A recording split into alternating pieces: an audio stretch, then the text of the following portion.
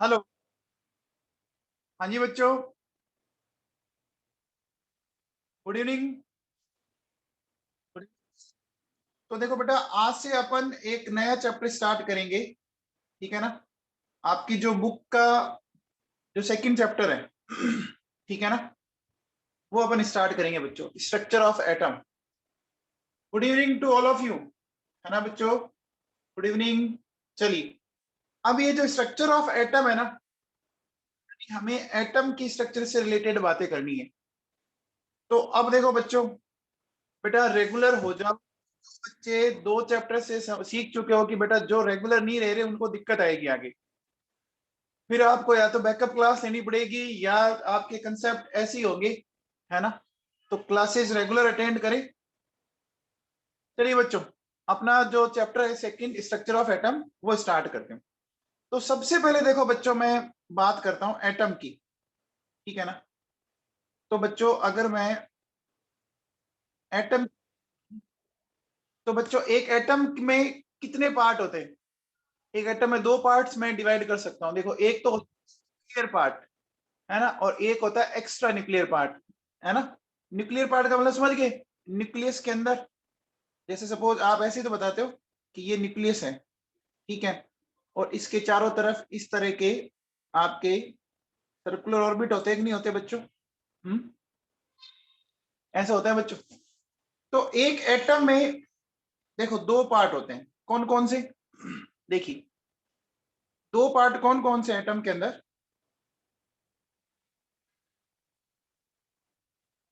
देखो, सबसे पहला पार्ट है बच्चों न्यूक्लियर पार्ट। न्यूक्लियर पार्ट का मतलब समझ गए? न्यूक्लियस वाले पार्ट को कहते हैं। न्यूक्लियर पार्ट का मतलब क्या हो गया बच्चों? जो न्यूक्लियस है उसको बोलते हैं। अब मुझे बताओ बच्चों, न्यूक्लियस के अंदर क्या क्या मिलते हैं आप लोगों को, बताओ।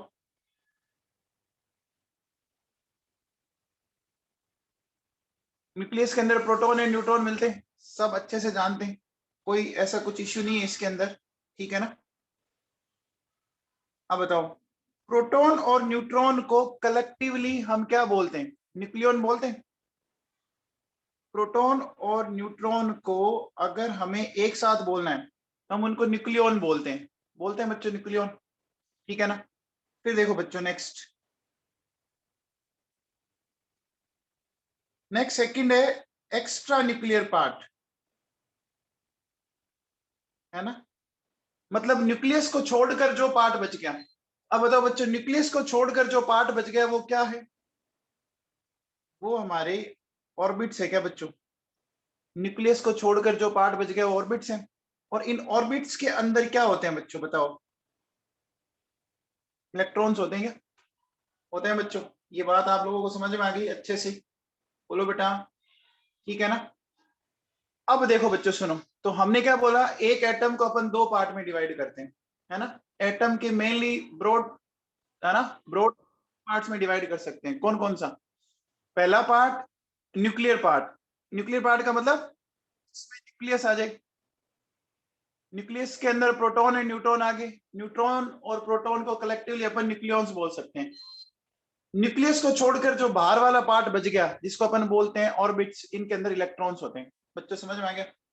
अब मुझे एक बात बताओ बच्चों, एटम को किसने डिस्कवर किया था बच्चों, बताओ। एटम को किसने डिस्कवर किया था? बोलो बच्चों। जॉन डोल्टन ने किया था, वेरी गुड। देखो,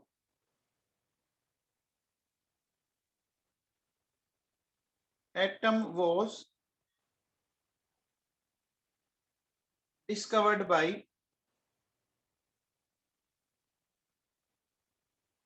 जॉन डोल्टन, ठीक है ना। अब देखो बच्चों, इसने, जॉन डोल्टन ने कुछ पॉइंट्स बताए थे, है ना, याद है क्या? अब देखो बच्चों,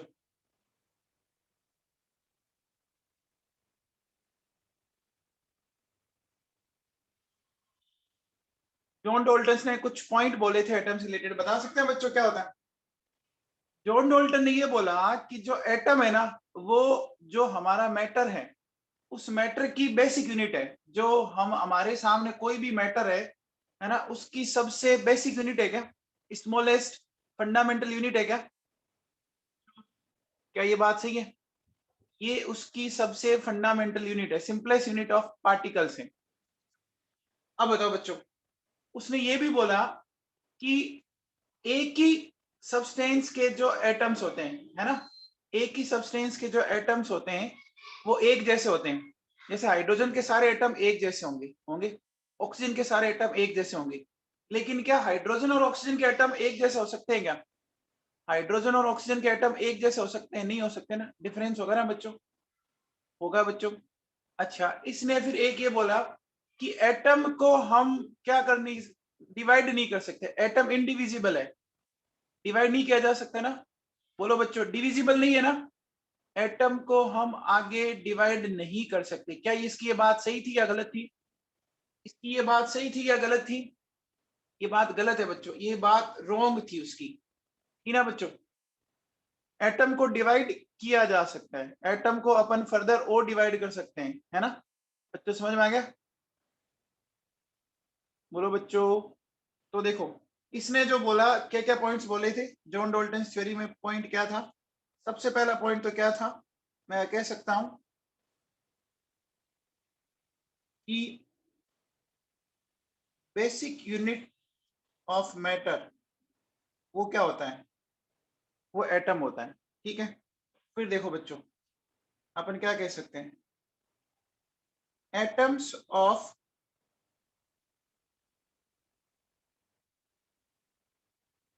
particular element are similar and it is different from atoms of other element। ये बात समझ में आ गई कि एक ही एलिमेंट के जो एटम्स है वो एक जैसे होंगे। जैसे हाइड्रोजन के एटम है वो एक जैसे होंगे, ऑक्सीजन के एटम एक जैसे होंगे, नाइट्रोजन के एटम एक जैसे होंगे, होंगे कि नहीं होंगे? लेकिन हाइड्रोजन और ऑक्सीजन के एटम एक जैसे नहीं हो सकते, हाइड्रोजन और नाइट्रोजन के एटम एक जैसे नहीं हो सकते, ठीक है ना बच्चों। फिर देखो, फिर इसने क्या बोला, एटम क्या है? इंडिविजिबल है ना, मतलब एटम को अपन आगे कर सकते।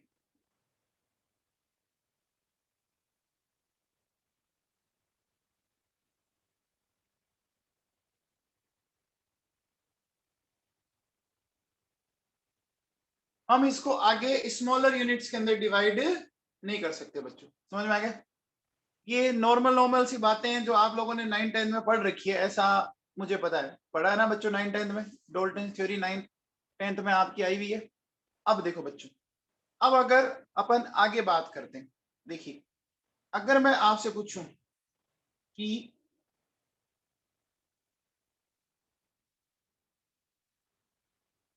बेसिक पार्टिकल्स और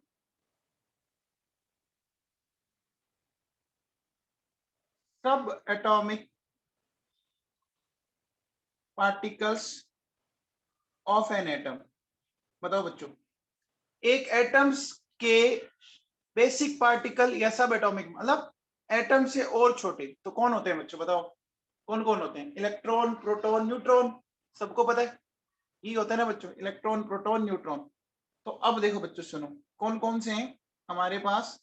एक होता है इलेक्ट्रॉन, एक होता है प्रोटॉन, एक होता है बच्चों न्यूट्रॉन, ये होते हैं, अच्छे से जानते हैं आप लोग। अब देखो बेटा सुनो, सबसे पहले अपन इनकी चार्ज की बात करते हैं। तो बच्चों बताओ, इलेक्ट्रॉन पे चार्ज कितना होता है, कौन बताएगा? इलेक्ट्रॉन पे चार्ज कितना होता है? वेरी गुड, -1.6 इंटू 10⁻19 गुलाम होता है, सबको पता है। एक तो यूनिट होगी ये गुलाम, एक बच्चों और यूनिट होती है, देखो -4.8 इंटू 10⁻−10 ESU। ये ESU जानते हैं क्या आप, क्या होता है बच्चों? ESU जानते हैं क्या होता है? ESU होता है इलेक्ट्रोस्टैटिक यूनिट। चार्ज की जैसी यूनिट एक कूलाम है, वैसे एक यूनिट और है इलेक्ट्रोस्टैटिक यूनिट। ठीक है ना बच्चों, कौन सी यूनिट है ये? इलेक्ट्रोस्टैटिक यूनिट है बच्चों, है ना। ESU का मतलब क्या होता है? इलेक्ट्रोस्टैटिक यूनिट, ठीक है ना, इलेक्ट्रोस्टैटिक यूनिट। आगे बात समझ में? अब देखो बच्चों सुनो, बताओ प्रोटॉन पे चार्ज क्या होगा? प्रोटॉन पे चार्ज क्या होगा बच्चों बताओ?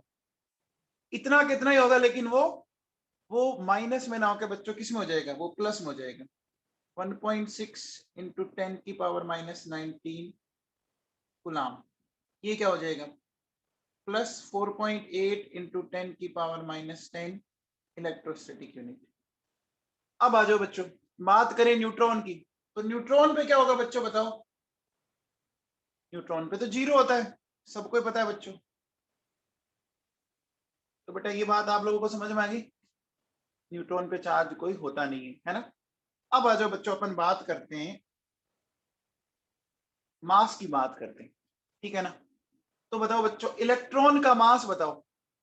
इलेक्ट्रॉन का मास ये होता है कि 9.1 इंटू 10 की पावर माइनस 31 kg, है ना। हाँ जीरो ही होगा बेटा, कोई सी भी यूनिट हो, जब चार्ज है ही नहीं तो चाहे यूनिट हो जीरो ही होगा ना। हाँ भैया, 9.1 इंटू 10 की पावर माइनस 31 kg, ठीक है। या मैं ये बोल सकता हूँ 9.1 इंटू 10 की पावर माइनस 28 ग्राम। ये बच्चों समझ में आया? ग्राम में, किलोग्राम को ग्राम में कन्वर्ट करने के लिए हमें किससे मल्टीप्लाई करना पड़ेगा? किलोग्राम को ग्राम में कन्वर्ट करने के लिए 1000 से मल्टीप्लाई करना पड़ेगा।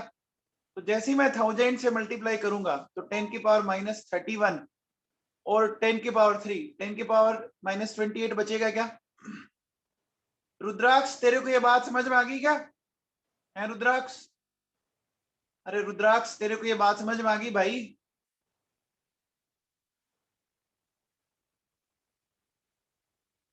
रुद्राक्ष क्या?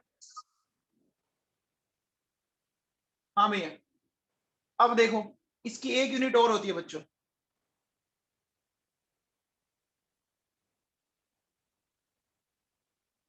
है ना, 0.000, है ना, 550 AMU।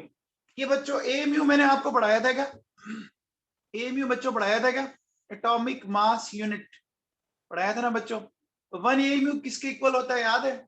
1 AMU होता है 1.66 इंटू 10 की पावर माइनस 24 ग्राम। ये बच्चों पढ़ाया है ना, एटॉमिक मास यूनिट पढ़ाया ना बच्चों, की वैल्यू होती है 1.66 इंटू 10 के पावर माइनस 24, पढ़ाया है ना, 1/Na। आज ही पढ़ाया था मॉर्निंग वाली क्लास में। अब देखो बच्चों सुनो, आप बताओ बच्चों प्रोटॉन का मास बताओ। प्रोटॉन का मास होता है देखो बच्चों 1.672 इंटू 10 की पावर माइनस 27 kg, ठीक है। या मैं इसको बोल सकता हूँ 1.672 इंटू 10 की पावर 24 ग्राम। एएमयू में क्या बोल सकता हूँ? 1.00750 AMU बोल सकता हूँ बच्चों, बोलो बेटा। अच्छा अब बताओ, अगर मैं बात न्यूट्रॉन की करूं तो न्यूट्रॉन का मास कितना होता है? 1.675 इंटू 10 की पावर माइनस 27 kg, है ना। या 1.675 इंटू 10 की पावर माइनस 24 ग्राम, या 1.0850 AM। ये बच्चों ये वो बातें हैं जो आप लोगों ने पढ़ रखी है। अब एक चीज बताओ बच्चों, अगर मैं आपसे एक बात पूछूं तो मैं ऐसा कह सकता हूं बच्चों, देखो अगर मैं आपसे एक सिंपल सा एक चीज पूछूं,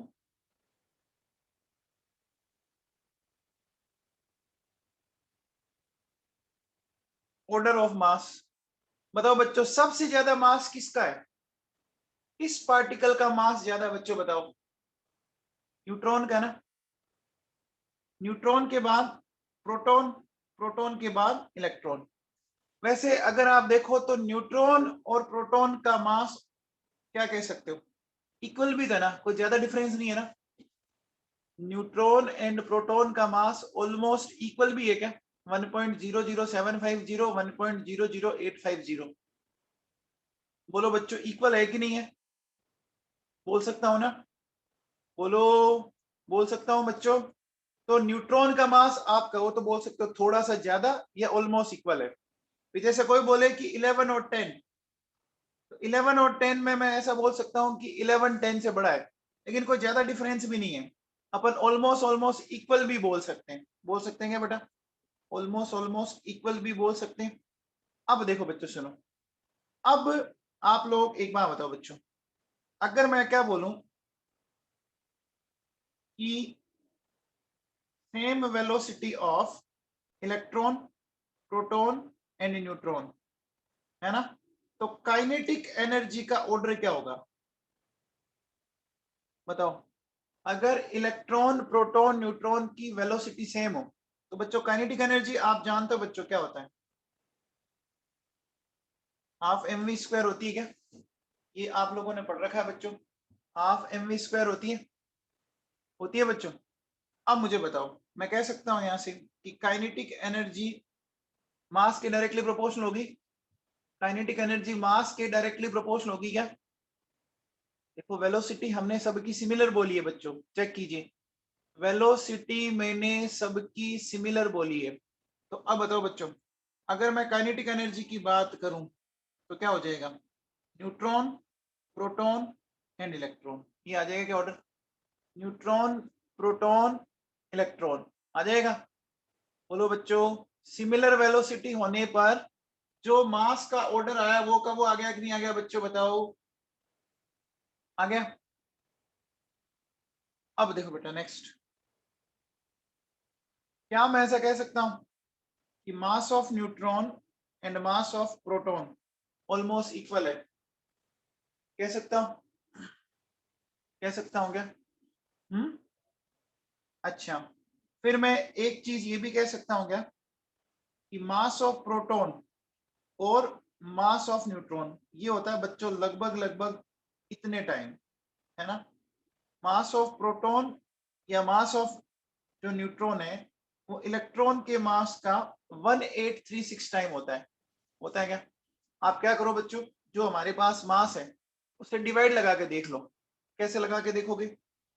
इलेक्ट्रॉन का मास आपके पास पड़ा, प्रोटॉन का मास आपके पास पड़ा, डिवाइड करके देख सकते हैं आप। कैसे देखेंगे बच्चों? देखो, जैसे मास ऑफ प्रोटॉन आपके पास पड़ा है बच्चों, ठीक है, मास ऑफ इलेक्ट्रॉन आपके पास पड़ा है, आप क्या करो 1.00750 और ये वैल्यू क्या है 0.00550। इसको सोल्व कर सकते हैं आप? सोल्व करोगे तो ये लगभग लगभग 1836 इसके आसपास आ जाएगी वैल्यू, है ना। हो सकता है 1832 हो। बच्चों समझ में आ गया क्या? अरे बच्चों समझ में आ गया क्या? अरे बेटा समझ में आया क्या? अब किसी बुक में हो सकता है ऐसा लिखा मिल जाए 1840, किसी में ऐसा लिखा मिल जाए 1832, तो वो ज्यादा दिक्कत वाली बात नहीं है, चलेगा हमारे। यहां तक कोई डाउट? यहां तक कोई डाउट? अब एक आता बच्चों, देखो हमारे पास जो प्रोटॉन का मास है चलो वो 1 तो है, 1.00, ये भी 1.00, लेकिन न्यूट्रॉन के इसके इलेक्ट्रॉन के मास में देखो बहुत ही हालत खराब है। देखो 0 पॉइंट बेचारा 000, तो देखा जाए तो इलेक्ट्रॉन का मास तो ऑलमोस्ट नेग्लिजिबल नहीं है क्या? बोलो बच्चों, इलेक्ट्रॉन का मास देखो 0.0 फिर 0 फिर 0 फिर बेचारा जाके स्टार्ट हो रहा है। तो क्या मैं ऐसा कह सकता हूं कि मास ऑफ इलेक्ट्रॉन जो है वो प्रोटॉन और न्यूट्रॉन के कंपैरिजन में क्या है? नेग्लिजिबल है कि नहीं है? है बच्चों? मैं क्या कह सकता हूं?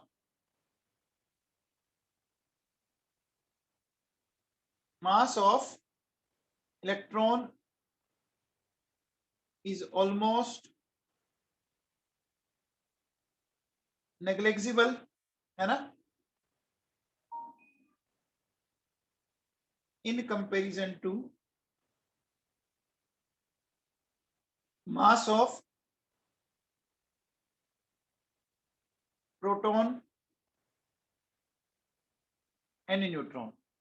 Mass of electron is almost negligible in comparison to mass of proton and neutron, है ना। And that's Y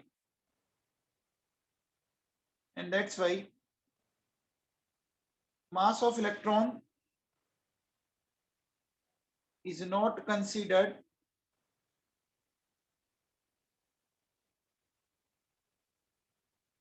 in the calculation of atomic mass, ठीक है ना। इसलिए फिर अपन क्या करेंगे बच्चों, हम एटॉमिक मास कैलकुलेशन में इलेक्ट्रॉन का मास नहीं लेंगे। जैसे आपने देखा होगा बच्चों, जैसे आप कोई चीज लेने गए, ठीक है, मान लीजिए आपने किसी से 10 kg चीज ली, ठीक है, तो वो ऊपर वाले 8-10 ग्राम होता है, वो उसके लिए कुछ चार्ज नहीं करता ना, वो नेग्लेक्ट कर देता है ना। आप जैसे कोई सब्जी लेने गए, है ना, तो मान लीजिए आपने बोला कि हमें 2 kg एप्पल चाहिए, और मान लीजिए उसमें से 10 ग्राम ऊपर हो रही है उसमें, है ना, तो बोलो बच्चों क्या होगा कि वो 10 ग्राम का आपसे चार्ज करता है क्या, वो उसको नेग्लेक्ट मार देता है ना। अरे होता ही है बच्चों। हाँ, धनिया फ्री, मिर्ची फ्री, है ना, लेडीज अगर जाती है साथ में तो धनिया और मिर्ची तो वैसे ही फ्री मिलती है। बोलो बच्चों सही बात है ना, बोलो, धनिया और मिर्ची फ्री मिलती है ना। और कई तो इतनी होशियार होती है कि और भी चीजें ले आती है, पुदीना भी साहब फ्री दे दो, बहुत सारी चीजें फ्री ले आती है, ठीक है ना। चलो अब देखो बच्चों, बात करते हैं, अब अपन बात करते हैं बच्चों एंटी पार्टिकल की, है ना। ये एंटी पार्टिकल क्या होते हैं, एंटी पार्टिकल जानते हैं बच्चों।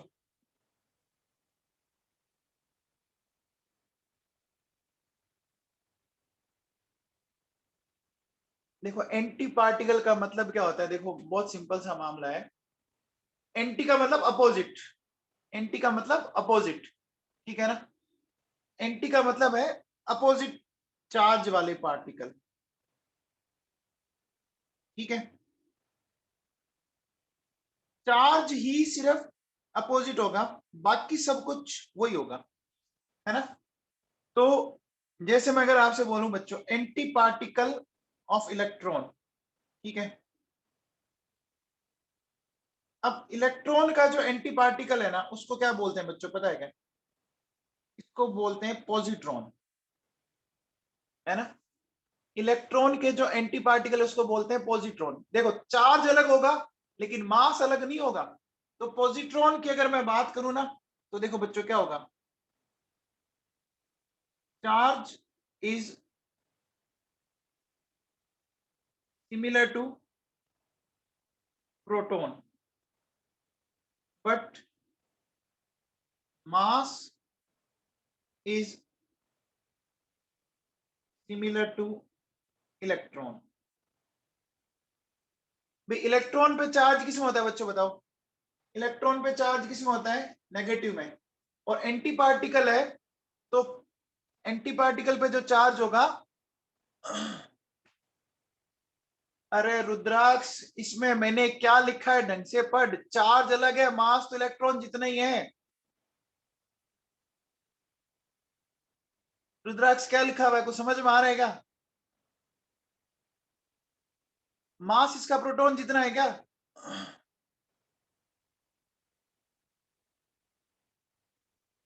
सिर्फ चार्ज अलग है, तो फिर प्रोटॉन कैसे हो गया वो, है, फिर वो प्रोटॉन कैसे हो गया। अब देखो बच्चों एंटी पार्टिकल ऑफ प्रोटॉन, है ना, एंटी पार्टिकल ऑफ प्रोटॉन जो है उसको बोलते हैं अपन एंटी प्रोटॉन, ठीक है।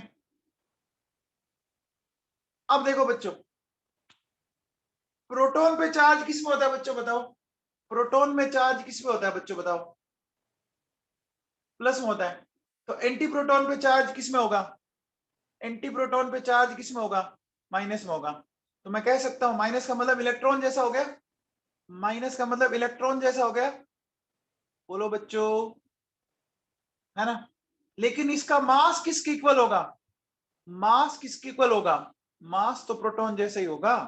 समझ में आ गया बच्चों, मास तो प्रोटॉन जैसे ही होगा। तो देखो बच्चों क्या होगा, जो एंटी प्रोटॉन है ना,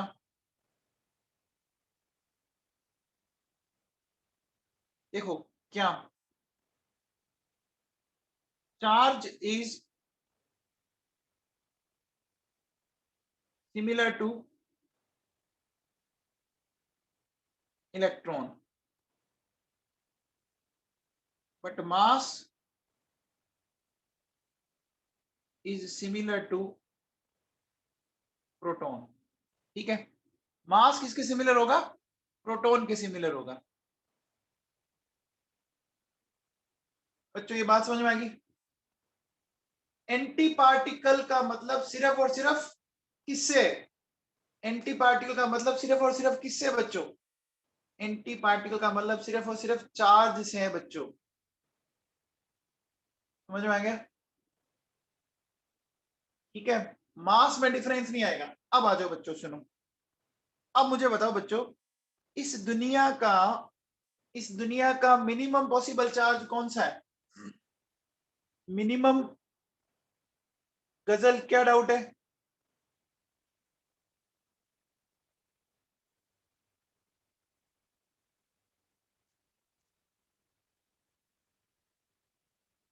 हाँ बोलो गजल।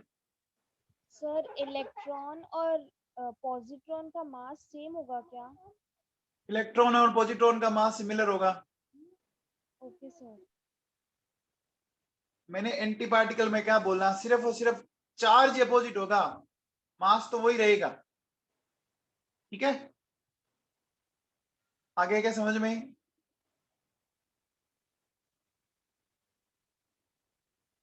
अरे एंटी पार्टिकल का मीनिंग मैंने किसके सेंस में बोला है? चार्ज अपोजिट हो सकता है ना, मास होता है क्या माइनस में? अरे मास किसी का प्लस में किसी का माइनस में होता है क्या? आप थोड़ा दिमाग लगा लो कि अपन सिर्फ चार्ज के रिस्पेक्ट में बोल सकते हैं ना। ऐसा हो सकता है किसी का मास +10 किसी का मास -10? नहीं हो सकता ना बच्चों। अरे नहीं हो सकता ना। ठीक है, चलो अब बताओ बच्चों।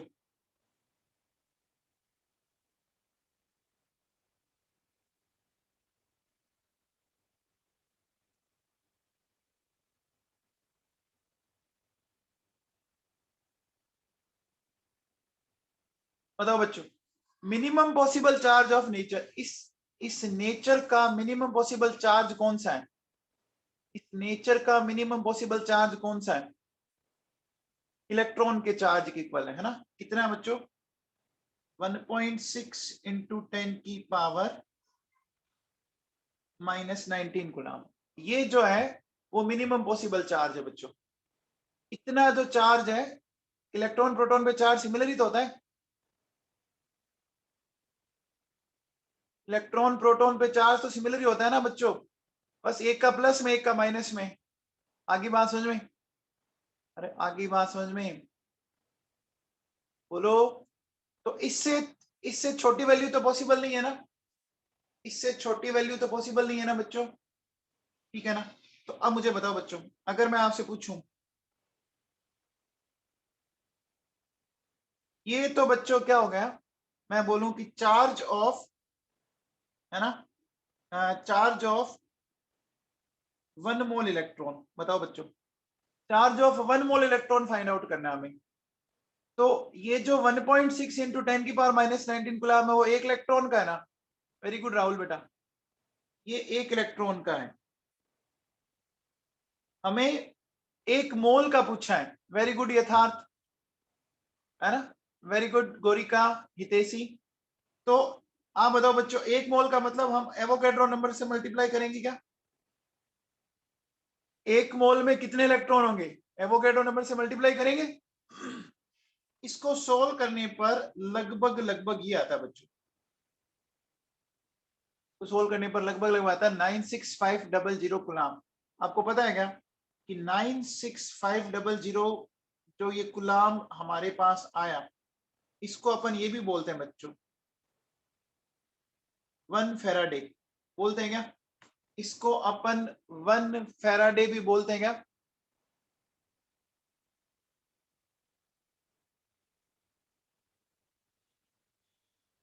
बोलो बच्चों, ये वही है माइकल फैराडे, फेराडे नहीं फैराडे, एफ है एफ, फैराडे। बच्चों समझ में आएंगे? अब देखो बच्चों बताओ, आप भी ये फॉर्मूला पढ़ा है क्या? I equals to Q by T. बच्चों ये 9 10 में फॉर्मूला पढ़ा है क्या? करंट का जो फॉर्मूला होता है Q by T, charge upon time, पढ़ा है? अच्छा अब बताओ, क्या मैं ऐसा कह सकता हूं Q जो चार्ज है वो कैसे निकालोगे? फैराडे कोई साइंटिस्ट है, हाँ साइंटिस्ट के नेम पर है। अब देखो बच्चों, चार्ज कैसे निकालोगे आप? Q कैसे निकालोगे बच्चों बताओ? Q की वैल्यू निकालने के लिए आप ऐसा कह सकते हो N इंटू ई अपॉन टी, कर सकते हैं ना, N इंटू ई। भाई हम इस चार्ज को E की जैसा बोल देते हैं, 1.6 इंटू 10 की पावर माइनस 19 को E बोल देते हैं। E की वैल्यू क्या है? 1.6 इंटू 10 की पावर माइनस 19 कूलम। समझ में आएगी क्या बात? बात आपको समझ में आएगी?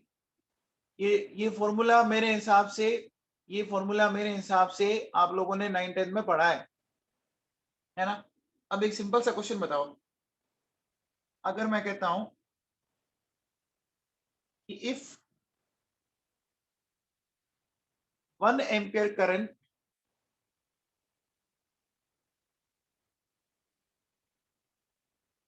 flows from a wire, है ना, फ्रॉम ए वायर, या ऐसे करो कैलकुलेशन को थोड़ा, 1.6 एम्पियर ले लेता हूँ, है ना, from a wire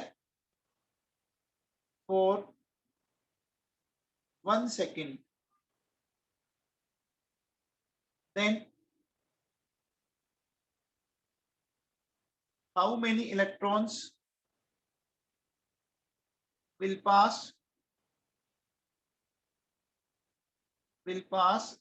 through the wire।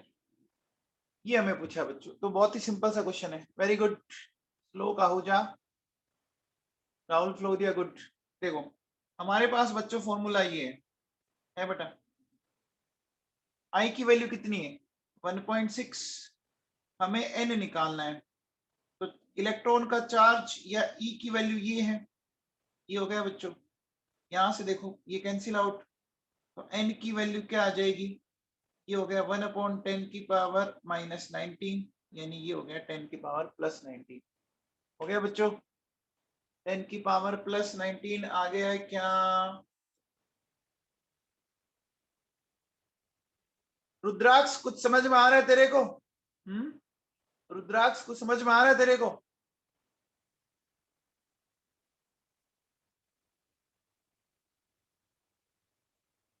अरे रुद्राक्ष कुछ समझ में आ रहा है?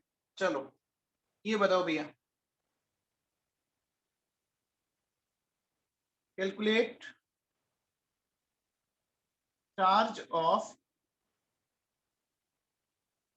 1 Al plus 3 ion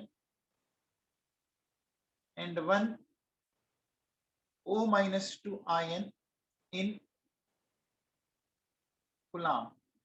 आपको क्या करना है, एक Al plus 3 आयन या एक O minus 2 आयन का जो चार्ज है ना, वो कूलम में फाइंड आउट करना है। बताओ बच्चों कैसे करोगे, बता सकते हो क्या?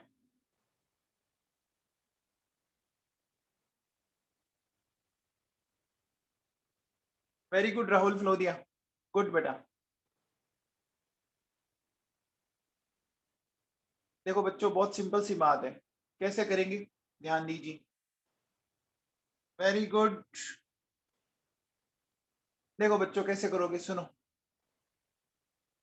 Very good Kartik Beniwal. देखो बच्चों ये मेरे पास एल्यूमिनियम है, एल्यूमिनियम में बच्चों ये जानते हो क्या, 13 प्रोटॉन एंड 13 इलेक्ट्रॉन होते हैं, कितना जानते हो आप?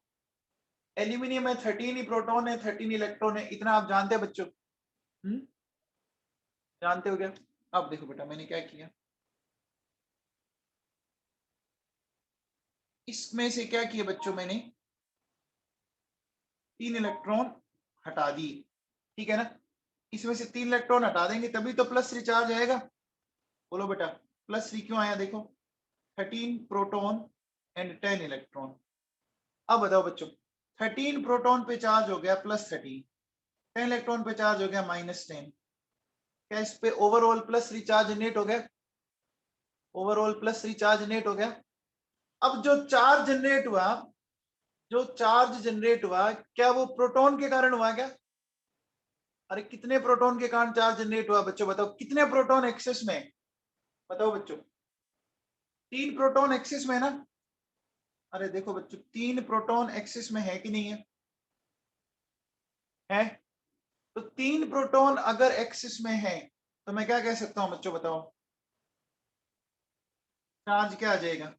3 प्रोटॉन की इक्वल आ जाएगा चार्ज जो होगा, charge equal to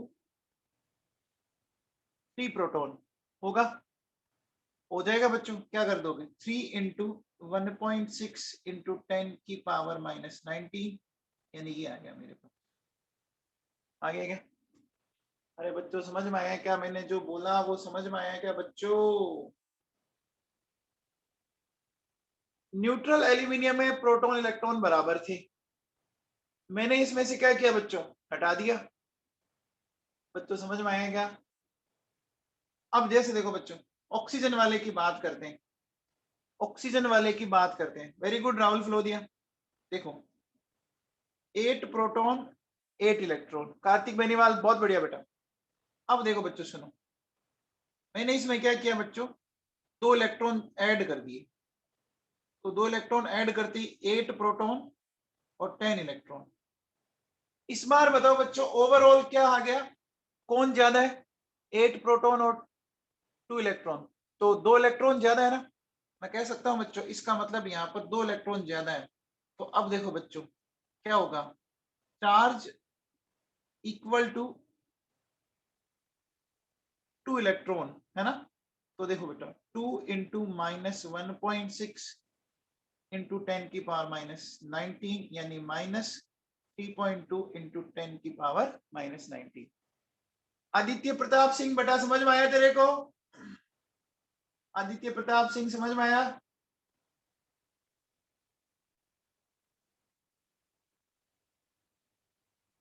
Aditya Pratap Singh,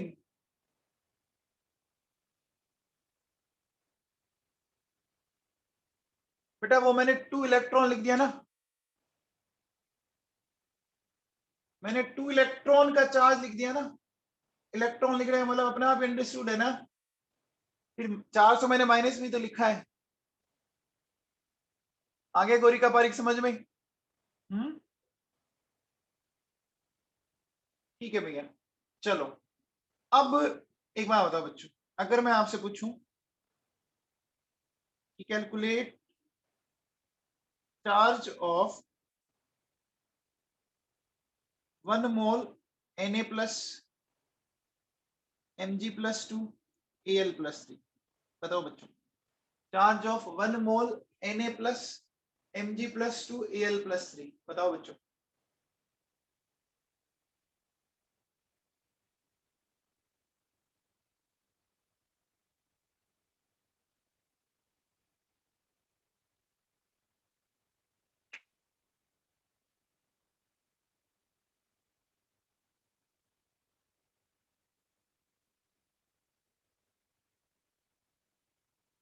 देखो बच्चों बहुत सिंपल सा कॉन्सेप्ट समझाता हूं। देखो बच्चों सुनो, आपको करना क्या है, देखिए अभी थोड़ी देर पहले हमने एक बात बोली थी क्या बच्चों, कि 1 मोल इलेक्ट्रॉन का चार्ज जो होता है वो 1 फेराडे के इक्वल होता है क्या? 1 मोल इलेक्ट्रॉन का जो चार्ज होता है वो 1 फेराडे के इक्वल होता है क्या? होता है क्या बच्चों? 1 मोल इलेक्ट्रॉन का चार्ज होता है। तो अब देखो बच्चों ध्यान देना, बहुत सिंपल सी बात है, ये Na प्लस, ठीक है, फिर Mg प्लस 2, फिर Al plus 3, Na plus Mg plus 2 Al plus 3। इसमें अपन देखो कैसे बोलेंगे, प्रभुत्व क्लास पूरी अटेंड करो बेटा, है ना? जब तक कर सकते हो करो। अब देखो बेटा इस पे चार्ज 1 है ना, तो यहाँ जो जो चार्ज आएगा वो बोल सकते हो आप 1 फेराडे, ठीक है। Mg पे चार्ज प्लस 2, इसको बोलो 2 फेराडे, इसको बोलो 3 फेराडे। 1 फेराडे, 2 फेराडे, 3 फेराडे, समझ में आएगा? अब 1 फेराडे का मतलब क्या हो गया? 1 इंटू 9650 गुलाम, ये कितना हो गया? 2 इंटू 9650 गुलाम, 3 इंटू 9650 कूलम। समझ में आया? अरे बच्चों समझ में आया? आप इसको ऐसे सोल्व करते, आपने पहले एक का निकाला कि 1 इंटू 1.6 इंटू 10⁻⁻19 और फिर ये करते। ये तो आपने सोल्व कर रखा ना बच्चों, ये तो आपने भी थोड़ी देर पहले सोल्व किया था ना, ये तो फैराडे ही तो होता है। अरे ये तो आपने सोल्व किया था ना बच्चों अभी थोड़ी देर पहले। बच्चों समझ में आ गया? अरे बच्चों समझ में आ गया क्या?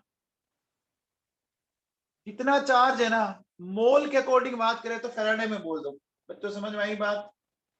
बच्चों बात समझ में आई क्या?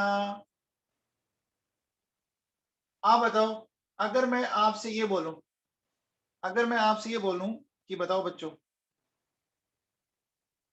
1 मोल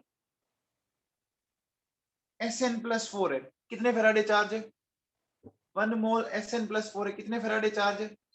इतना सिंपल है बच्चों, कोई भी बच्चा बता देगा। कितना हो गया? 4 फैराडे हो गया क्या? 4 इंटू 9650 गुलाम हो गया बच्चों। क्लियर क्या बच्चों? Very good Samarveer Singh. तो बेटा यहां तक कोई doubt? Very good Kartik Beniwal बेटा, यहां तक कोई डाउट है आप लोगों को?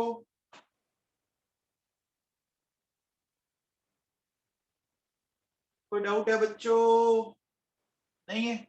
चलो चलिए बच्चों आगे चलते हैं बेटा। अब देखो बेटा सुनो,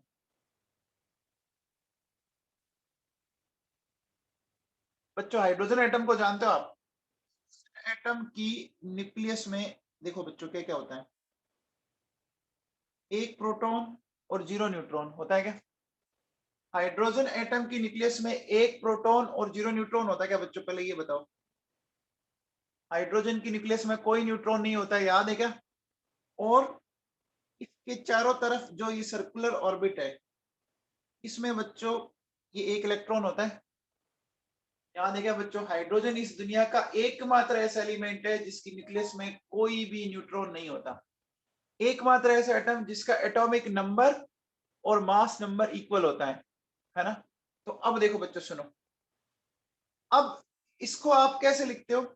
इसमें ऐसा बोल सकते हो, देखो बच्चों इसमें एक तो प्रोटॉन है ना, और एक इसमें इलेक्ट्रॉन है, तो 1 प्रोटॉन का चार्ज हो गया +1 और 1 इलेक्ट्रॉन का चार्ज हो गया -1, तो नेट चार्ज कितना आया बच्चों बताओ? 0 आ गया क्या? आ गया बेटा? अब देखो बेटा मैं क्या कर रहा हूं, बात को ध्यान दीजिएगा। मैंने इसमें से इलेक्ट्रॉन को हटा दिया मैंने, इस इलेक्ट्रॉन को मैंने उड़ा दिया। तो इलेक्ट्रॉन को उड़ाने के बाद अब बच्चों मेरे पास ये बचा क्या? 1 प्रोटॉन एंड 0 न्यूट्रॉन बचा। बोलो बच्चों बचा। ये हाइड्रोजन एटम था, ठीक है? अब देखो बच्चों 1 प्रोटॉन पे चार्ज हो गया +1 और 0 न्यूट्रॉन पे चार्ज हो गया, न्यूट्रॉन पे तो कोई चार्ज होगा नहीं, है ना? इलेक्ट्रॉन 0 हो गया तो 0, तो नेट चार्ज कितना हो गया बच्चों बताओ? नेट चार्ज +1 आ गया क्या? नेट चार्ज +1 आ गया। इसको मैं ऐसा लिख सकता हूँ क्या बच्चों? H+1 आ गया बच्चों। और इस H+1 को मैं क्या मैं प्रोटॉन बोल सकता हूँ क्या बच्चों बताओ? इस H+1 को मैं प्रोटॉन बोल सकता हूँ। प्रोटॉन क्यों बोला बच्चों बताओ? H+ को मैंने प्रोटॉन क्यों बोला? आप ध्यान दीजिए। अब सिर्फ इसमें बचा क्या है? इसमें सिर्फ अब बचा हुआ क्या है सिर्फ बताओ? इलेक्ट्रॉन है नहीं, न्यूट्रॉन है नहीं, सिर्फ बचा हुआ क्या है बच्चों बताओ? अरे सिर्फ प्रोटॉन ही बचा हुआ है ना।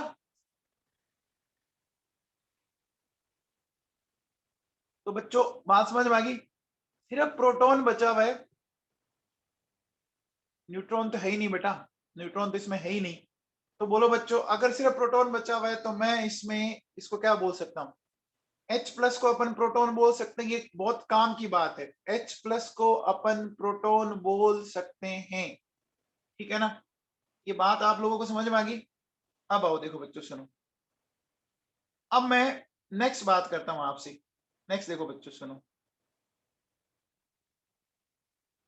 नेक्स्ट अपन बात करते हैं हीलियम एटम की। तो हीलियम एटम को देखिए बच्चों आप, हीलियम एटम में दो तो प्रोटॉन होते हैं बच्चों, ठीक है ना। हीलियम एटम के अंदर दो प्रोटॉन और दो ही न्यूट्रॉन होते हैं, और इसके चारों तरफ जो सर्कुलर ऑर्बिट है ना, इसमें दो इलेक्ट्रॉन होते हैं बच्चों। कितने इलेक्ट्रॉन होते हैं? दो इलेक्ट्रॉन होते हैं। अब मेरी बात को समझना ढंग से बच्चों, बताओ इसके पास दो प्रोटॉन है तो +2, दो इलेक्ट्रॉन है तो -2, नेट चार्ज कितना हो गया? दो प्रोटॉन और दो इलेक्ट्रॉन के कारण नेट चार्ज 0 आ गया क्या बच्चों? आ गया। अगर मैं इन इलेक्ट्रॉन को यहां से उड़ा दूं, देखो इस इलेक्ट्रॉन को उड़ा दिया और इस इलेक्ट्रॉन को उड़ा दिया बच्चों। अब उड़ाने के बाद बच्चों मेरे पास क्या बचा? ध्यान दीजिएगा, ये बचा क्या मेरे पास? दो प्रोटॉन और दो न्यूट्रॉन। तो अब बताओ बच्चों, एक तरह से मैं कह सकता हूं 2 प्रोटॉन, तो इसका तो हो गया +2, है ना।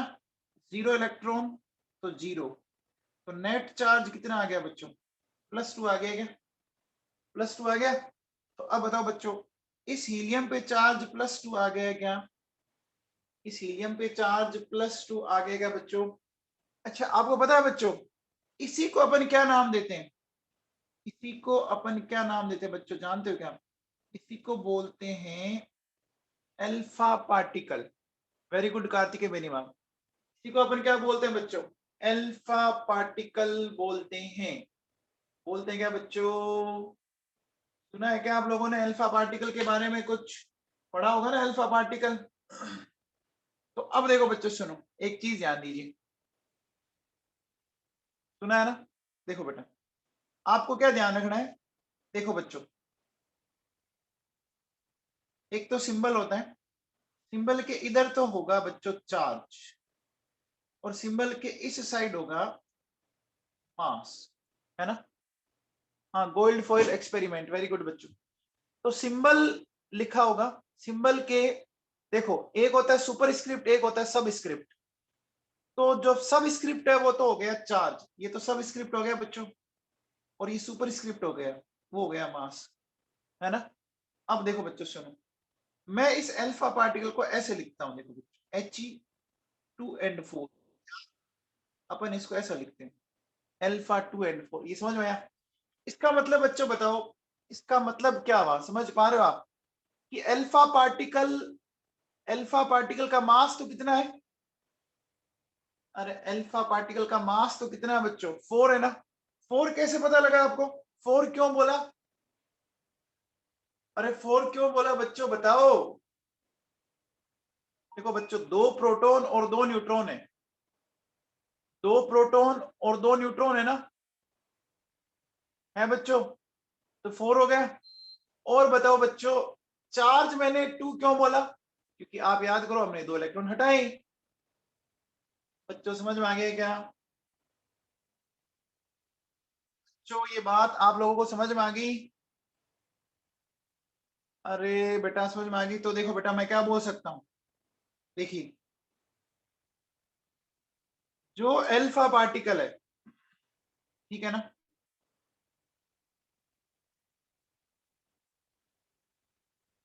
अल्फा पार्टिकल क्या है बेटा? Divalent nucleus of helium. बोलो बच्चों, सही बात है क्या? ये डाइवेलेंट का मतलब क्या होता है बच्चों? डाई का मतलब दो, जिसकी दो वैलेंसी हो, है ना, जिसकी दो, उसको डाइवेलेंट बोलते हैं। तो बच्चों एक बार बताओ, अगर मैं आपसे पूछूं कि ये जो आपका प्रोटॉन है वो मोनोवेलेंट न्यूक्लियस ऑफ हाइड्रोजन हो गया क्या? बोलो बच्चों, प्रोटॉन किसको बोलते हो आप? मोनोवेलेंट न्यूक्लियस ऑफ हाइड्रोजन बोल सकते हैं क्या? बच्चों ये बात समझ में आई क्या आप लोगों को? अरे नवाबों, ये बात समझ में आई क्या?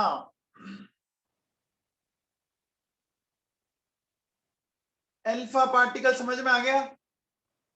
अल्फा पार्टिकल समझ में आ गया बच्चों?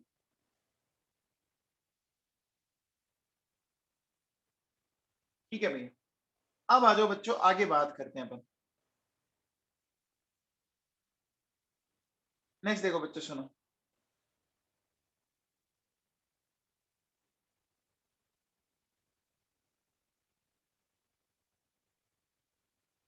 नेक्स्ट बात करते हैं बच्चों स्पेसिफिक चार्ज। ये स्पेसिफिक चार्ज क्या है इसको समझाता हूं बच्चों। देखो सुनो, स्पेसिफिक चार्ज देखो, एक जैसे भी ध्यान रखो कि जैसे ही वर्ड ये स्पेसिफिक आ जाए ना, इसका मतलब आप इसको यूनिट अमाउंट के लिए डिफाइन कर रहे हो, ठीक है ना। देखो मैं आपको कुछ चीजें और समझाता हूं पहले। जैसे मान लीजिए मैंने ये लिखा स्पेसिफिक वॉल्यूम। स्पेसिफिक वॉल्यूम कैसे निकालोगे? देखो बहुत सिंपल है।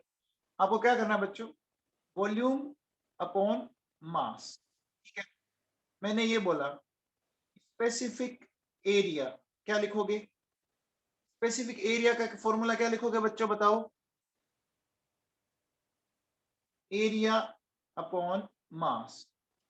आपने लिखा स्पेसिफिक लेंथ, है ना, इसका मतलब क्या होगा? Length upon mass. बहुत ही सिंपल सी बात है। देखो क्या करना है आपको, जो यहाँ पर टर्म है, इधर देखिए बच्चों, आपको बात समझ में आ जाएगी। वॉल्यूम, एरिया एंड लेंथ, दिख रहा है? वॉल्यूम, एरिया एंड लेंथ, तो क्या होगा? ये चीजें तो आगे ऊपर देखो आ रही है बच्चों। और स्पेसिफिक का मतलब क्या है? स्पेसिफिक का मतलब क्या है बच्चों, समझ गया क्या मेरी बात? स्पेसिफिक का मतलब क्या हुआ, समझ रहे हो क्या मेरी बात? बोलो बच्चों। स्पेसिफिक का मतलब किससे डिवाइड करना है? हमेशा मास से डिवाइड करना है। यानी आपको यूनिट अमाउंट के लिए उस चीज को डिफाइन करना है। Is it clear to all of you? Is it clear? तो अब बताओ बच्चों, स्पेसिफिक चार्ज का फॉर्मूला क्या बन जाएगा? स्पेसिफिक चार्ज का फॉर्मूला क्या बन जाएगा बच्चों? बहुत सिंपल है ना, चार्ज अपॉन मास। बन गया बच्चों? अरे बेटा समझ में आ गया क्या? स्पेसिफिक का मतलब आप हमेशा और हमेशा यूनिट अमाउंट के लिए डिफाइन करेंगे, ठीक है ना। यूनिट अमाउंट ऑफ सब्सटेंस के लिए डिफाइन करोगे, 1 ग्राम के लिए डिफाइन करोगे। बच्चों क्लियर है क्या ये बात? अरे बच्चों ये बात क्लियर है क्या? अब देखो बच्चों सुनो, अगर मैं आपसे ये पूछूं स्पेसिफिक चार्ज ऑफ, देखो किस किस का?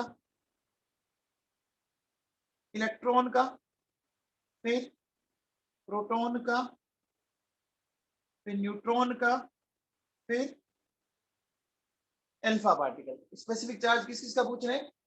इलेक्ट्रॉन का, प्रोटॉन का, है ना, न्यूट्रॉन का, अल्फा पार्टिकल का। अब देखो बच्चों कैसे निकालेंगे। चार्ज मैंने लिखा ई, और ये लिखा मास ऑफ इलेक्ट्रॉन, ठीक है। फिर मैंने चार्ज लिखा ई, ये लिखा मास ऑफ प्रोटॉन। मैंने चार्ज लिखा ई, और ये लिखा मास ऑफ न्यूट्रॉन। मैंने यहाँ लिखा charge E, mass of proton and mass of neutron. पहले इतना समझ में आ गया क्या? अरे बच्चों ये जो मैंने लिखा समझ में आ गया क्या?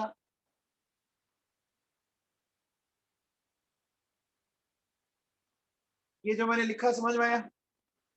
देखो इलेक्ट्रॉन पे चार्ज ई, एक मिनट, न्यूट्रॉन पे ई।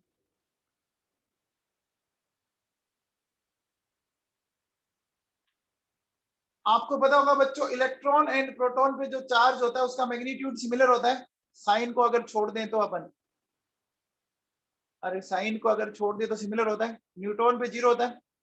अच्छा अल्फा पार्टिकल पे कितना चार्ज होगा? अल्फा पार्टिकल पे कितना चार्ज होगा बच्चों?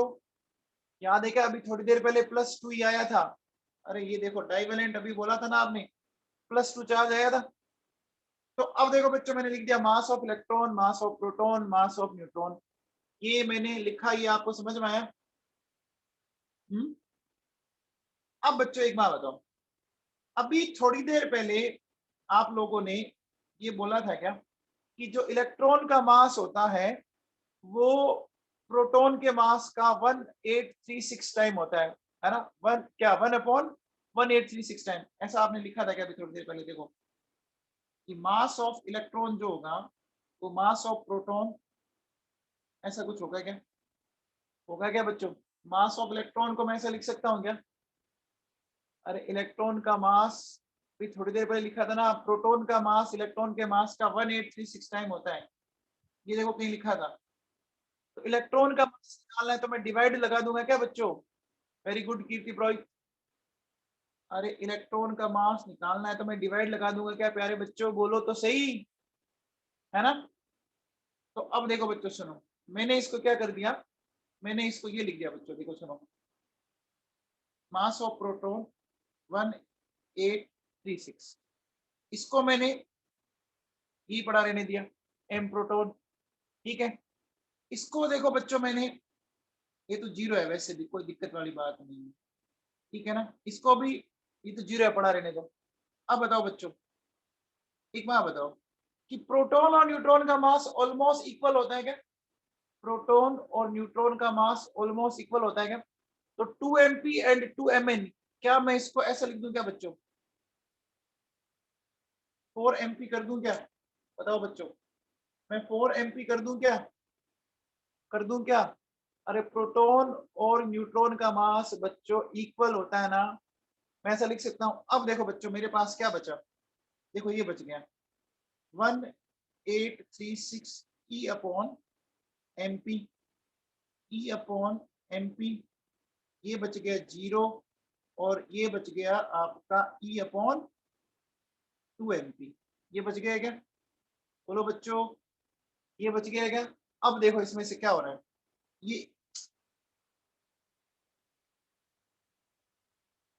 ये कैंसिल आउट हो जाएगा बच्चों, हो जाएगा क्या? हो जाएगा। तो बच्चों मेरे पास रेशियो क्या आया, 1836, ये 1, ये 0, और ये आया 0.5, ये आया क्या? अरे बच्चों ये आया है क्या नवाबों? कुछ समझ में आया है क्या? अरे बेटा मैंने जो अभी मास को डिस्कस किया था, मैंने वही चीजें रखी है, अलग कुछ भी नहीं लिया, चेक करो, मैंने वही लिया है ना बेटा, काम में ध्यान दीजिए। तो अब बताओ बच्चों, अगर मैं बोलूं कि order of e by m, order of e by m का क्या आ जाएगा बताओ? ये आ गया, देखो सबसे ज्यादा हो गया इलेक्ट्रॉन का, इलेक्ट्रॉन के बाद हो गया प्रोटॉन का, प्रोटॉन के बाद अल्फा पार्टिकल, और अल्फा पार्टिकल के बाद न्यूट्रॉन, ये आया क्या? Electron proton alpha particle neutron, समझ में आया क्या? अरे वैल्यूज समझाई मैंने बच्चों, आप लोगों को ये बातें समझ में आई क्या? मैंने आपको डिस्कस किया था इलेक्ट्रॉन का जो मास है, इलेक्ट्रॉन का जो मास है वो प्रोटॉन के मास का मैंने रिलेशन बताया था, और प्रोटॉन और न्यूट्रॉन का मास ऑलमोस्ट इक्वल होता है, ये भी मैंने पढ़ाया था ना आप लोगों को आज। तो बच्चों ये समझ में आ गया? बेटा जी समझ में आ गया? अरे किसी को डाउट है यहाँ पर? चलिए, तो बाकी कल करते हैं बेटा, ठीक है।